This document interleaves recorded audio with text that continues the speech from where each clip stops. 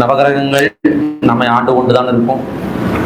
அவர்களை நட்பாக்கி கொண்டு நமது கர்மாவை கழித்து இப்பிறவியை முடிக்க வேண்டும். கூடுமானவரை பிறவியவே அறுக்கணும். அதுக்கு ஒரு வழி சொன்னேன். பூஷ நட்சத்திரத்தில் 4வது பாதத்தில் கேது இருக்க பிறந்தவனுக்கு மறுஜென்மம் கிடையாது. ரைட்டா? பூஷ நட்சத்திரம் 4ஆம் பாதம் தான் ஒருத்தருடைய ஜென்மாவை முடிக்கக்கூடிய நட்சத்திரம் பாதம். அப்போது எல்லாருக்கும் பூஷ நட்சத்திரம் 4ஆம் பாதத்தில் கேது இருக்குமா? இல்லை கேது நாத்தி வச்சுருவீங்க வச்சுக்கலாமா? அப்படிலாம் வைக்க முடியாது. அதுக்கு ஒரே ஒரு ரகசியம். ஐயாவுக்கு பூஷ நட்சத்திரம் 4ஆம் பாதத்தில் கேது.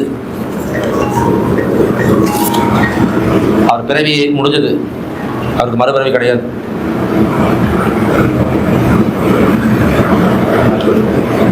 உங்களுக்கு பிறவி திருப்பி ஏதாவது வேணுமா இல்லை போதுமா?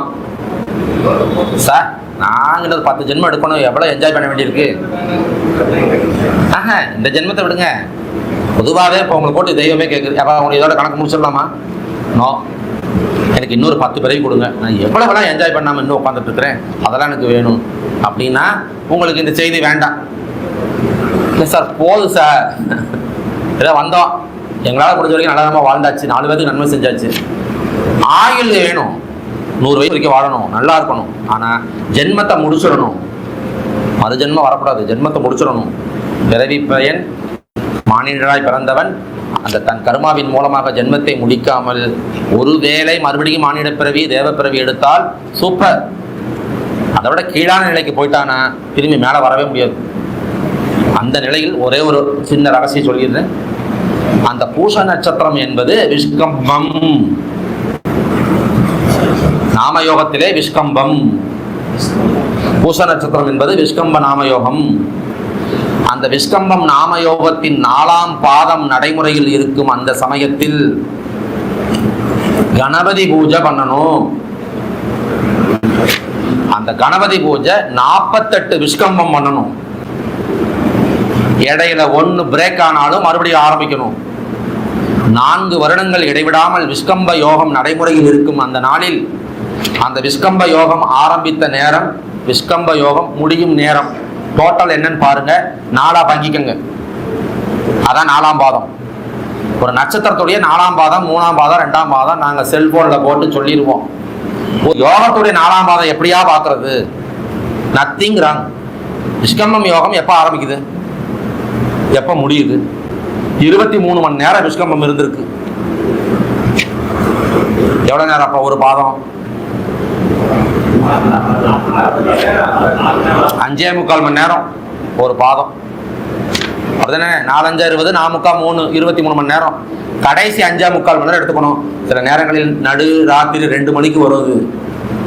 நீங்கள் 2 மணிக்கு எதிர்த்து சுத்தபத்தமாக உட்காந்து விநாயகர் பூஜை பண்ணணும். கேது அவன் தான் மோட்சக்காரகன். கேதுவோட அதிதேவதை விநாயக பெருமான். விநாயகர் பூஜை பண்ணணும். எத்தனை விஷ்கம்பம்? 48 விஷ்கம்பம். 48 மாதம், 4 வருஷம் எந்த பின்னமும் பங்கமும் இல்லாமல் அந்த 48 விஷ்கம்பம் 4ஆம் பாதத்தில் நீங்கள் விநாயகர் பூஜையை செம்மையாக செய்து முடித்து விட்டால் உங்களுக்கு ரெக்கார்டு கிரியேட் ஆயிடுத்து. என்ன பாவம் பண்ணி என்னென்ன பூராமே டேலி பண்ணி இவன் கணக்கை முடிச்சிரு, இவனுக்கு மறுஜென்மம் கிடையாது அப்படிங்கிற கணக்கு முடிஞ்சிடும் என்ற ரகசிய சூட்சுமத்தை சொல்லிவிட்டு மீண்டும் ஒரே ஒரு செய்தியை சொல்வதற்கு அனுமதி தருமாறு எனது அன்பை சகோதரர் கேட்டுக்கொண்டு, அது ஒரு 2 நிமிஷம் ஓடும், அது மட்டும் பார்த்து சொல்லிடுறேன். நவகிரகங்கள் எழுதியிருக்கீங்களா? நீங்கள் நவகிரகம் எழுதியிருக்கீங்களா? அல்லது 1 2 3 நாள் நம்பர் போட்டுக்கோங்க அவசரத்துக்கு. 1 2 3 நாள் எப்படிங்க? ஃபஸ்ட்டு யாரு? 2 செவ்வாயா? சூரியன் சந்திரன் வேணா எழுதிருங்க. ஒரே நிமிஷம் கொஞ்சம் வேகமாக எழுதுங்க, ஒரு டைம் முடிஞ்சிருச்சு. சூரியன் சந்திரன் செவ்வாய் புதன் குரு சுக்கிரன் சனி ராகு கேது எழுதியாச்சா? சூரியன் பலம் பெற வேண்டும் என்றால் ஸ்ரீராமனை வணங்கணும். வேகமாக எழுதுங்க. ஸ்ரீராமன். சந்திரனை பலம் ஏற்றுவதற்கு கிருஷ்ணன். செவ்வாயை பலம் ஏற்றுவதற்கு நரசிம்மன்.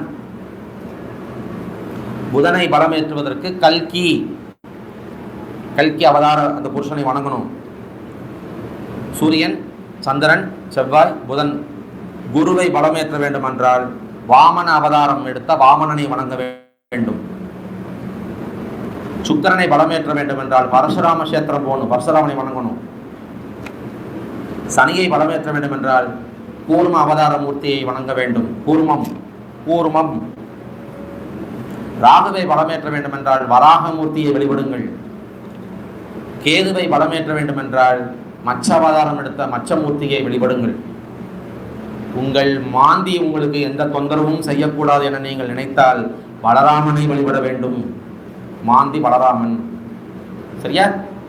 ஒரு முறை சொல்லிடுறேன். சூரியன் ஸ்ரீராமன், சந்திரன் கிருஷ்ணன், செவ்வாய் நரசிம்மன், புதன் கல்கி, குரு வாமனன், சுக்கிரன் பரசுராமன், சனி கூர்மம், ராகு வராகம், கேது மச்சாவதாரம், புதன் கல்கி.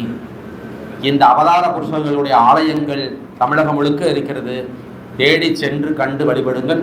இல்லை என்றால் அதற்கும் ஒரு எளிய வழிமுறை சொல்கிறேன். பழனி வாங்க.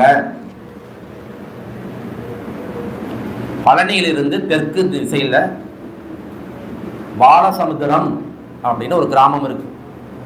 அந்த பாலசமுத்திரம் என்ற அந்த கிராமத்திலே ஸ்ரீதேவி பூதேவி சமேத ஸ்ரீ அகோபில வரதராஜ பெருமாள் அப்படின்னு ஒரு பெருமாள் கோயில் இருக்கு.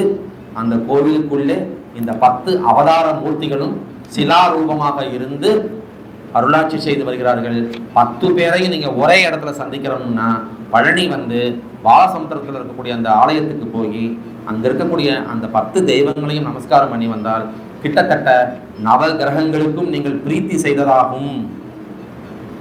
அந்த நவகிரகங்களுடைய பரிபூர்ண கருணா கடாட்சத்திற்கு நீங்கள் ஆளாகலாம் என சொல்லி